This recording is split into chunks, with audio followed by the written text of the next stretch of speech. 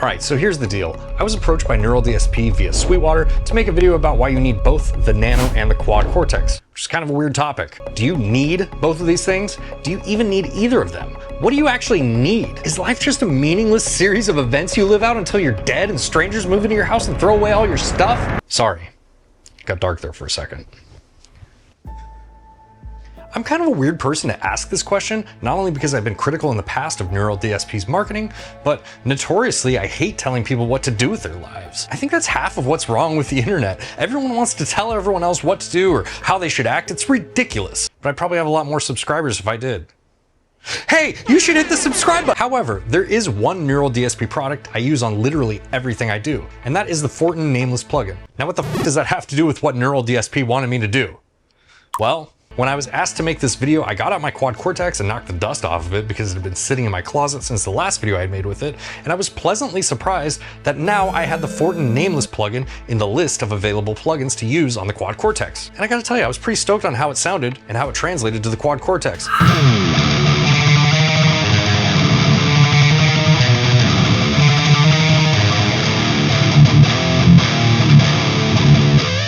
Now, unfortunately, the Nano Cortex only does captures. There's no plugins or any models of amplifiers on the unit, but that doesn't mean it's not valuable to have one around if you already own a Quad Cortex. Let me explain.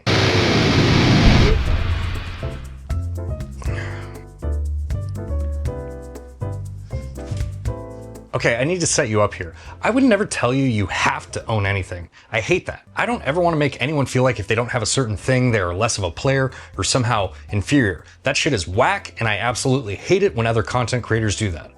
But on the flip side, I am a gear hoarding guitar nerd, and I have a lot of gear hoarding guitar nerd friends. I like to nerd out with my friends about gear, and whether you think it's sad or not, it's part of my identity. Look, some people like cars, some people like to do CrossFit.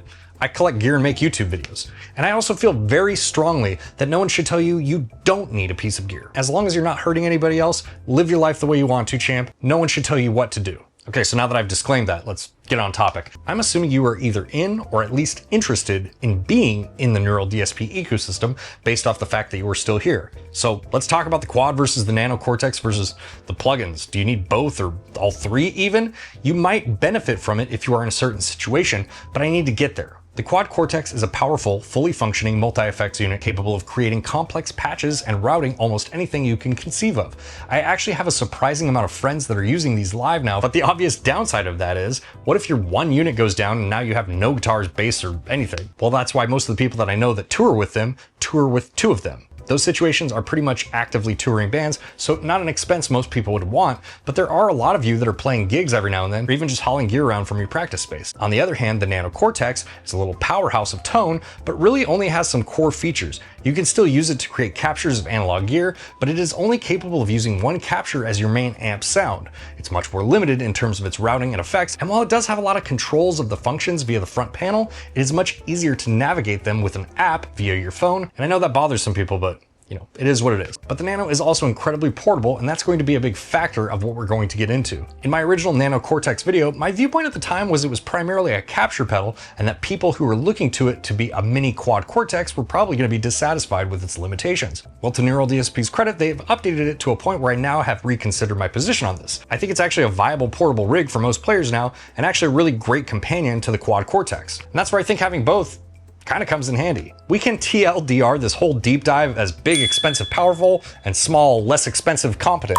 But let's say you have a Quad Cortex that you primarily use at home or in your studio on your desktop, and like me, you paid the full $1,600 for it and waited several months of delays to receive it, only for it to end up in your gear closet collecting dust most of the time. But despite that, it's something you still have a sentimental connection to, so you hold on to it and take it out once in a while to make a video with just to keep your sanity. I think that example might be a little too specific for my audience. Well, one of the neat things about using it on your desktop is the foot switches also double as rotary encoders, which is super cool, but also using it live after you walked around the piss-soaked streets of your local downtown venue, then taking it back home and touching it and then touching your face grosses me out. I don't know how you feel about that, and if I've just planted that thought into your brain for the first time, then I apologize, but really, It's kind of gross. Like in my hometown early last year, there was a massive outbreak of Shigella due to poor sanitation conditions in downtown with the homeless population. Basically, to summarize, they were having chronic diarrhea, presumably on the sidewalk because that's what it smells like in downtown, then tracking it back into their tents via their shoes, somehow getting it into their mouths, and the cycle repeats. Maybe we should axe this part in the final cut. Well, the obvious solution to that problem is to mount the quad Cortex into a rack drawer or something so it can be out of the way to avoid your piss-soaked sneakers or the inevitable spilt beer if you have a bass player. You can then use a MIDI controller to control the quad Cortex, and while this is a great solution, if you want to use your quad Cortex for anything outside of the live scenario, you then have to unhook it from your rack, and depending on how secure that thing is and how often you are playing live, it can be kind of a hassle. While the quad Cortex was designed for portability versus being something like a rack unit or the massive floor units like the Helix or the Headrush Prime, the Nano is still far more portable. Actually, for this video, I made this small flight rig for traveling. Okay, so I want to test this out not only for this video, just for my own curiosity. Can I get away with just using the Nano Cortex on a small board with a pedal-sized power amp? I have to build the board first because I don't have any small boards. So I actually got one of these D'Addario Expand pedal boards, one of these little ones. You know, they're not sponsoring the video. They don't have anything to do with this. They just make good stuff. So that's why I'm using it. Let's build it.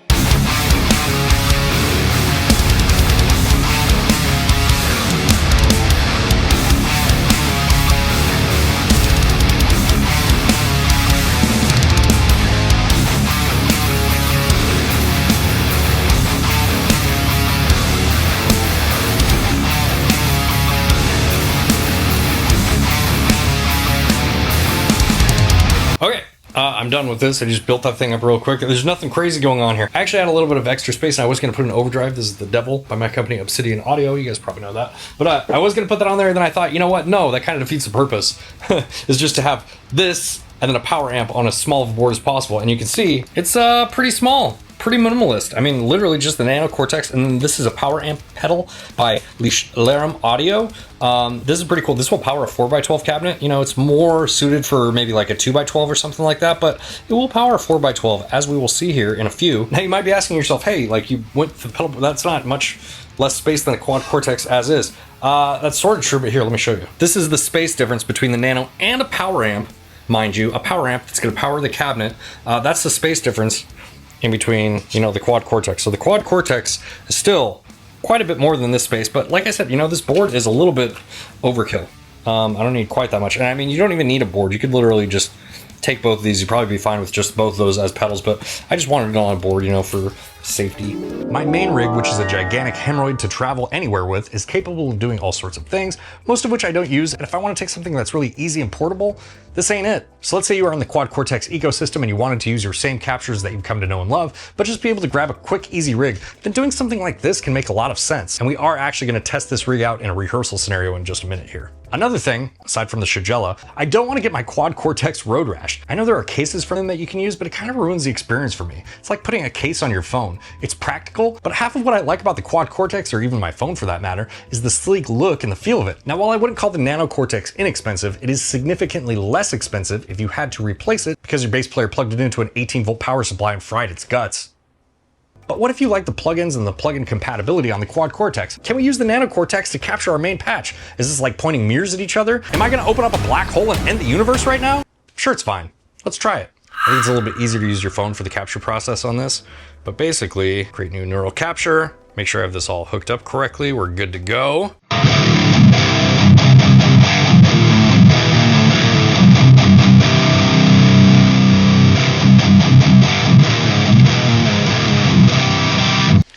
Doing its thing.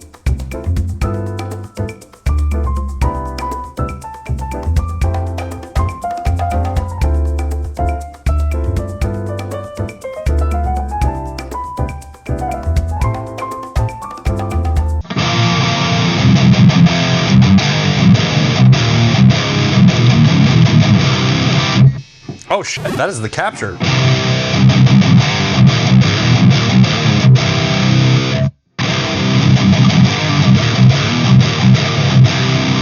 That was actually surprising. That actually did that really well. And of course, now that the Nano Cortex has been updated, we can actually put an overdrive in front of this capture.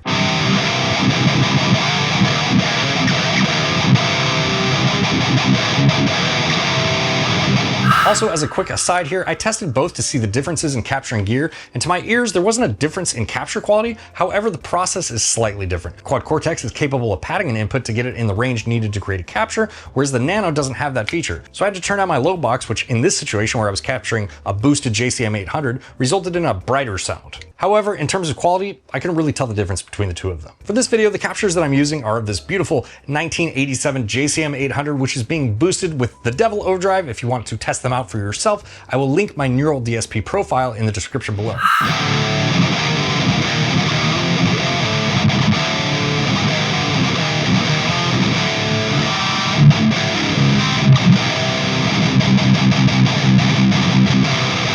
I have the little rig that we built around the Neural DSP Nano Cortex plugged into this Bogner cabinet here. Now, this Bogner cabinet is being powered by this little power amp pedal from the homies over at 𝐒𝐏𝐿𝐴𝐴 Audio. This is the Pandora power amp pedal. I just wanted to test this out before I take it out to rehearsal. That way, if there's any issues, I can address them now. I think it's fine. You know, spoiler. This is a capture that I made with the Devil from my company, Obsidian Audio. If you're looking for the best way to boost your amplifier with a built-in gate, there's more information on that down in the description below. This is a capture of the Devil boosting a JCM 800, one of my favorite pairings of any overdrive and amplifier ever. It's just a really awesome sound. And I think that the Nano Cortex really did a good job of capturing that.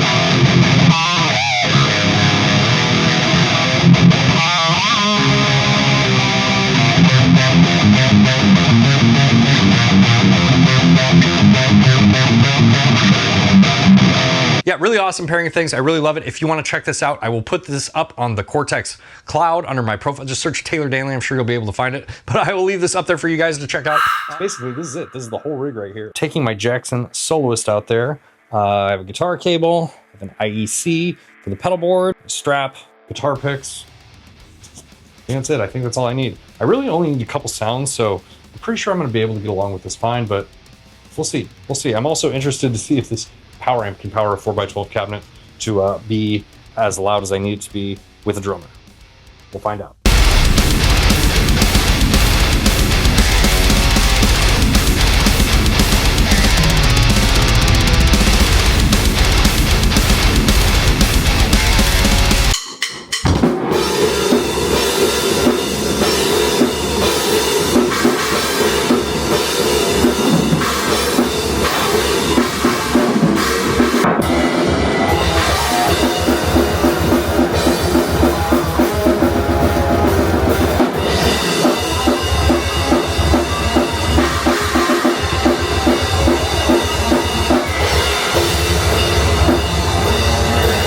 Okay, so final thoughts here. I really like this actually. It's obviously very easy to travel with and I don't have a need for really intricate patches, so the built-in effects are more than adequate for what I do. The only issues I really had are, one, I would want a larger power amp, possibly a power stage or something similar that would fit on this board. The Pandora is really good. It was plenty loud for stage volume and I could hear myself while I was playing. I just like having the extra headroom, and this one was almost maxed out at the rehearsal space. The second thing is just user error. I would need to get used to the patch changing and how to program it. It was fine as is, but I felt a little awkward using it just because I've been using a 5-button MIDI foot switch forever and my brain doesn't want to learn new things. But all in all, I think there is value to having both if you are in a similar situation, or especially if you want to dip your toes into the Neural DSP waters. The Nano Cortex is a pretty good way to do that. Especially now with the update, it really does feel like the Quad Cortex's little brother companion or something. All right, hopefully you guys have enjoyed this video. Hopefully Neural DSP is not mad at me about the 𝐒𝐏𝐿𝐒 jokes. If you liked it, make sure to hit the like button. If you really like what I do here, consider subscribing or being super overpowered and joining these fine fellows over here on Patreon, and I will see you in the next video.